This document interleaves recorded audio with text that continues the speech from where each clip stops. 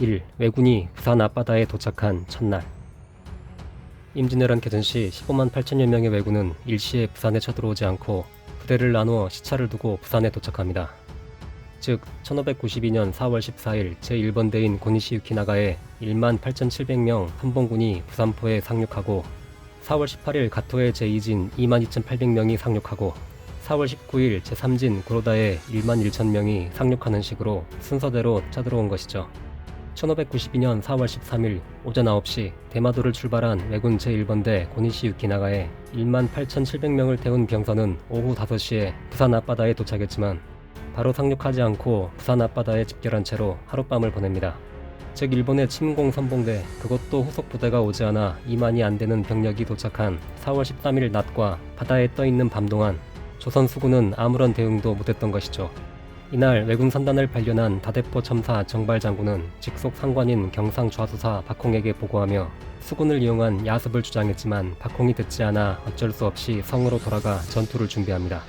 당시 박홍의 경상 자수영과 원균의 경상 우수영에는 합쳐서 판옥선 88척, 협선 58척, 군사 약 2만 명이 있었고 수적으로도 고니시 유키나가의 왜군 제1번대를 충분히 대적할 전투력을 지니고 있었습니다. 병선의 성능도 조선 수군 주력인 판옥선은 화포가 10문씩 장착되어 있었던 반면 일본 수군은 화포가 없었기 때문에 만일 4월 13일 전라좌수사에게 지원을 요청함과 동시에 박홍과 원균의 경상도 병선이 출동하여 왜군과 해전을 벌였다면 임진왜란은 전혀 다른 양상이 되었을 수도 있었습니다. 그러나 박홍은 한번 싸워보지도 않고 경상 좌수영의 병선과 병기를 모두 바다에 가라앉혔고 원균도 대부분의 함선을 침수시키고 수군을 해산시킨 후 육지로 몸을 피해 경상도 수군은 전투 한번 치러보지도 못하고 스스로 해산합니다. 여기에 대해 유성룡은 징비록에 이렇게 기록합니다. 왜군 선단이 바다를 뒤덮으며 항진해 오자 경상우수사 원균이 그 형세가 매우 큰데 놀라서 감히 출전하지 못하고 전선, 비교척과 화포, 군기 등을 바다에 버렸다. 그리하여 그가 거느린 수군 1만여 명이 모두 무너지고 말았다. 특히 원균의 경상우수영은 거제도 오포에 있고 부산포로 침공한 왜군과는 떨어져 있어 우선은 안전했고 대응할 시간도 있었지만 원균은 왜군이 부산을 침공했다는 소식만으로 함선과 무기들을 바다에 버리고 관고를 불태운 뒤 소수 전함만을 이끌고 도주합니다. 만일 박홍과 원균의 수군이 과감하게 해전을 벌여 승리는 아니더라도 왜군의 전략을 약화시키며 시간을 벌어줬다면 육군도 그 사이 준비를 갖추고 더 강한 방어전을 펼쳐 서울이 20일 만에 함락되는 일은 없었을지도 모르는 것이었습니다. 이순신 장군도 경상 수군이 바다로 나가 싸우지 않아 왜군이 온전하게 상륙한 것에 대해 이렇게 개탄하셨죠. 지난날 부산과 동래 연해안 여러 장수들이 만약 바다 가득히 진을 치고 있다가 적들이 무트로 기어오르지 못하게 했더라면 나라를 욕되게 하는 환란이 이렇게까지 되지는 않았을 것이다. 2. 평양성 전투에서 붕괴된 왜군. 명나라 지원군 제독 이여송의 5만군이 1592년 12월 22일 압록강을 건너 본격적으로 참전하였고 1593년 1월 8일 조명연합군의 평양성 공격이 시작됩니다. 도원수 김명원의 조선군이 가세한 6만 명의 조명연합군에 맞선 평양성의 고니시 제1군은 1만 5천 명이었습니다. 조명연합군과 치열한 공방전 끝에 고니시는 물러나겠으니 더 이상 공격하지 말아달라고 간청하며 평양성을 버리고 도주합니다. 평양성을 탈출한 고니시는 남은 병력을 이끌고 평안도를 남하하여 황해도까지 도망칩니다. 혼자 걷지 못하는 부상병은 모두 버리고 도망치는 처절한 패주 끝에 황해도에 도착했지만 고니시를 돕기 위해 봉산성에 주둔하고 있던 오토모 요시문의 부대가 평양성의 패배 소식을 듣고 겁에 질려 더 빨리 달아나는 바람에 고니시 부대를 도와줄 지원군이 전혀 없었습니다. 대천에 주둔하고 있던 제3군 구로다 나가마사도 겁을 먹고 황해도에서 철수해버립니다. 당시 왜군의 상황은 서울 이북에 전진해 있던 부대들이 한꺼번에 무너져 내리는 붕괴 수준이었던 것이죠. 1월 8일 평양성 패주 이후 왜군은 평양에서 서울까지 300km를 단 20일 만에 빠르게 후퇴했고 전쟁 초기 빠른 전진이 무색할 지경이었습니다. 견고하다고 생각한 평양성을 단 하루 만에 빼앗기자 왜군은 큰 충격을 받았고 용맹하다 믿었던 왜군 선봉이 처참하게 패하는 것을 보고 황해도에 있던 구로다 오토모의 왜군은 공포에 질립니다. 왜군은 방어선을 빨리 구축하지 못하면 상계한 왜군이 각계격파로 전멸할 수 있다는 두려움에 휩싸이고 가토도 평양의 패전 소식을 듣고 즉시 함경도에서 철군하여 서울에 집결합니다. 전황을 보고받은 도요토미는 왜군에게 임진강과 개성을 사수할 것을 명령하지만 전의를 상실한 왜군은 일단 서울로 도망치기에 바빴습니다. 그런데 이여송은 대우가 무너진 채 도망하는 왜군을 급박하게 추격하지 않습니다. 조선 조정은 승세를 타고 왜군을 추격 섬멸하자고 했으나 남의 나라 전쟁에서 명군은 그렇게 절박하지 않았기에 무려 8일간이나 평양성에 머무르며 왜군이 전열을 정비하고 회복할 시간을 주고 맙니다. 사실 명나라의 파병 목적은 조선에 쳐들어온 왜군을 섬멸하는 것이 아니라 명나라의 영토에 들어오지 못하게 하는 것이었습니다. 명군은 평양성을 탈환한 지 8일이 지나서야 성을 나와 남하하기 시작했고, 이러한 시간 지연은 왜군의 반격 준비를 허용한 명군의 첫 번째 실책이었습니다. 서울의 왜군은 파죽지세로 내려오는 조명연합군을 저지하지 못하면 조선에 있는 모든 왜군이 한꺼번에 무너지는 사태가 일어날 것을 걱정했고, 최대한 빨리 전투 역량을 끌어모아 서울 근처에 새로운 방어선을 구축해야 했기에 서울 경기 각지의 왜군은 점령지를 버리고 서울에 집결해 일전을 준비합니다. 그러나 서울은 평평하고 성이 너무 넓어서 방어가 어려웠고, 더구나 조선 수군의 제해권을 잃은 왜군은 서해를 통해 병력이나 물자를 보충받을 수도 없었죠. 왜군은 서울 북쪽의 벽제관이 조명연합군을 저지하기에 적합하다는 판단을 하고 기세 높여 남하하는 명군을 저지할 강력한 반격을 준비합니다. 왜군 장수들 중에서 매복 기습전을 강하게 주장한 제6번대 사령관 고바야카와 타치바나 부대를 주축으로 서울 서북쪽 여성령 일대에 매복하고 명군을 기다리게 하는데, 이때 이 여성은 파주에 주둔하고 1월 27일 새벽에 명나라 부총병관 사대수와 조선 경기도 방어사 고원백이 군사 1,000명을 거느리고 선발대로 먼저 출발하여 해음령을 넘어 벽제관 일대를 무력 정찰하게 됩니다. 곧이어 정찰대는 왜군 선발대 500명과 마주치는데 왜군 100여 명을 베고 이 여성에 보고합니다. 이 여성은 매우 기뻐하며 명군 본진에 뒤따라 출동하라고 명령을 내린 채 자신은 친위대 기병 1000기를 이끌고 급히 벽제관으로 출동하는데, 이는 지휘부가 본진과 분리된 채 단독으로 전투를 벌이는 명군의 두 번째 실책이 됩니다. 이 여성은 해음령을 넘어 여성령에 도착합니다.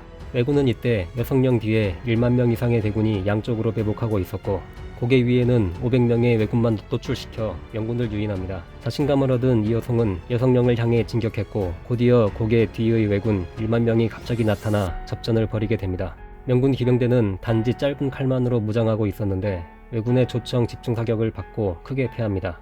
이 여성은 뒤늦게 도착한 좌협대장 양원의 지원병력 7,000명의 도움으로 간신히 탈출하여 파주로 퇴각합니다. 이 전투에서 명나라는 이비어, 마천총, 이유승 같은 장군들을 잃게 되고, 이 여성은 전의를 상실하여 1월 29일 개성으로 물러납니다. 평양성 점령 후 명군이 8일간 지체하며 왜군에게 전열을 정비할 시간을 주었고, 왜군을 얕잡아본 명군이 충분한 준비 없이 진격하다가 왜군의 유인 전술에 말려 패한 것이죠. 이 싸움에서 패배한 명군은 이후 왜군과의 전투에서 적극성을 잃어 서울의 왜군 주력 부대를 섬멸할 기회를 놓치고, 명군 지휘부는 이때부터 전쟁을 협상으로 해결하려고 하게 됩니다. 3. 서울에 갇혀 사지에 몰린 왜군. 평양성 전투 패배 후 총사령관 우키다 히데이에의 명령으로 함경도의 가토 기요마사 제2군 1만 3천명도 서울로 돌아와 1593년 3월 20일 서울에 집결한 왜군 병력은 5만 3천명이었습니다.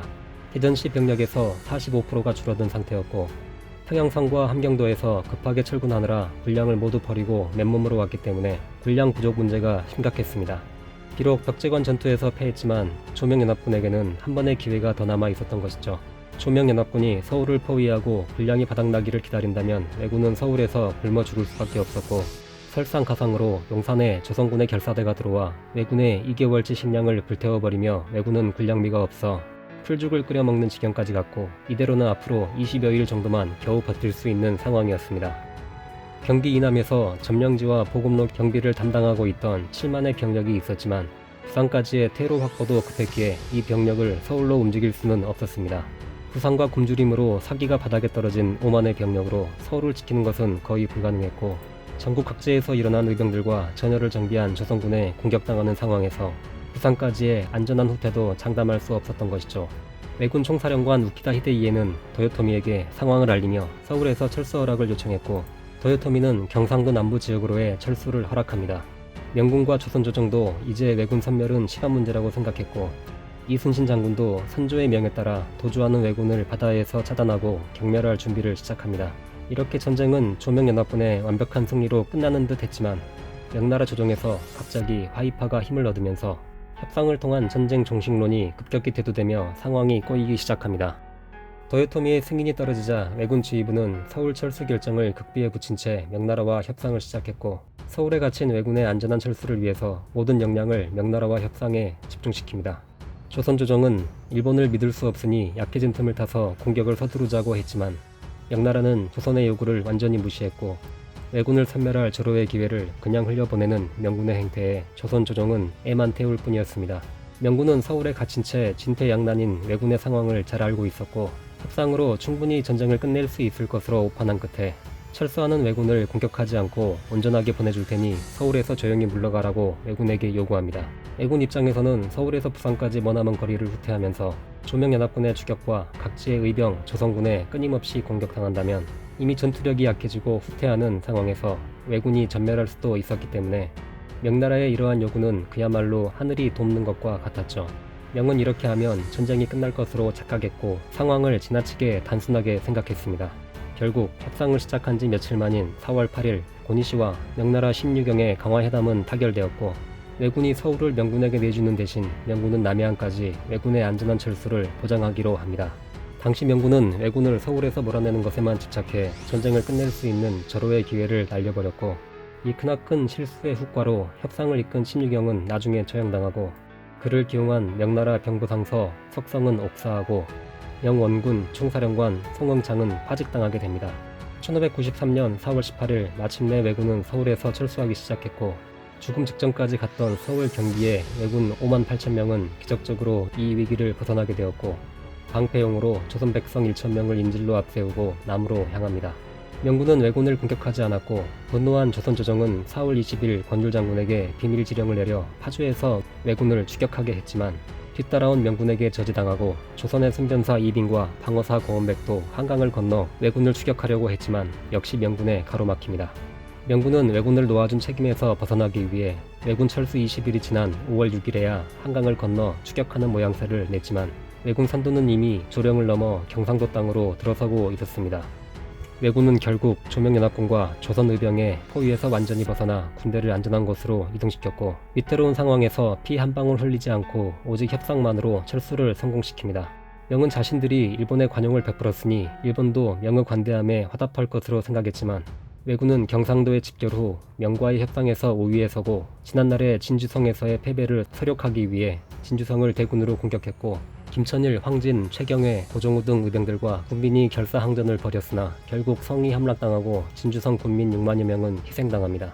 만일 서울에 갇힌 왜군을 무력으로 몰아붙여 무조건 항복을 받아내거나 강화회담 중에 조명연합군을 한강 이남으로 보내 서울의 왜군을 포위하며 압박했다면 군량 부족과 죽음의 공포에서 시달리던 왜군이 와해되고 남은 왜군들에 대한 섬멸전을 펼치며 전쟁은 빨리 끝났을 것입니다. 지도자에게 더 높은 사명감과 책임감이 요구되는 이유와 그러지 못했을 때 닥치는 엄청난 결과들. 스스로의 힘으로 나라를 지키는 것이 얼마나 중요한지 보여주는 역사의 교훈이었습니다.